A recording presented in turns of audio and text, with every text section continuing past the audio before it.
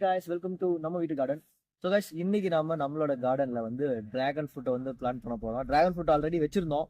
அது வந்து டிராக்டரில் ஓட்டிட்டாங்க அவர் தெரியாமல். ஸோ அதனால் புதுசாக வாங்கிட்டு வந்தா 150 ருபீஸ். இதை வந்து இப்போ நம்ம வந்து இந்த இடத்துல நட போகிறோம். அந்த இடத்துல இதெல்லாம் தேவையான துளி எடுத்துட்டு உரம் போட போகிறோம். உரம் போட்டுட்டு இதை பிடிச்சி நட போகிறோம். பாருங்க துளி நடுறது.